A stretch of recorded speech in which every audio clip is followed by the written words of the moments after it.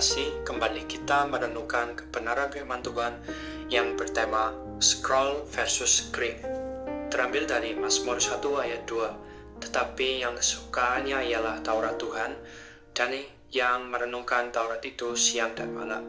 Sahabat sinar kasih, kata scroll sangat populer dalam dunia digital. Dalam ringkasan AI, scroll artinya memulir atau menggeser tampilan layar perangkat digital, ponsel, komputer, tablet, ke atas, ke bawah, ke kiri, atau ke kanan. Tindakan ini bertujuan untuk melihat konten artikel atau media sosial yang tidak muat dalam satu layar. Sahabat sinar kasih, dalam konteks kita sebagai orang percaya, salah satu hal penting yang harus kita kerjakan di dalam hidup iman kita adalah membaca dan merenungkan firman Tuhan. Membaca dan merenungkan firman Tuhan membutuhkan perhatian khusus, meneliti ayat demi ayat, kemudian merefleksikannya dalam hidup pribadi. Bukan baca sepintas lalu scroll, langsung selesai. Ada sebagian orang berkata, saya sibuk, saya tidak punya waktu duduk diam dan membaca firman Tuhan.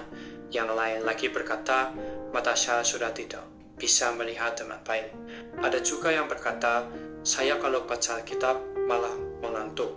Sebenarnya banyak fasilitas yang bisa kita gunakan untuk membaca, mendengar, dan merenungkan firman Tuhan seperti melalui ibadah di gereja, renungan di radio, flashpoint sermon, dan media sosial lainnya.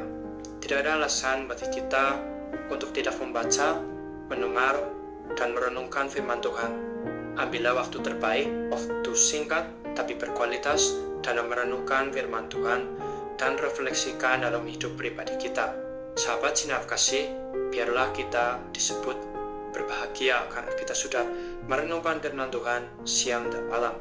Bukan hanya scroll tapi screen, meneliti, memerhatikan, dan menjadikan firman sebagai pedoman hidup. Tuhan Yesus memberkati.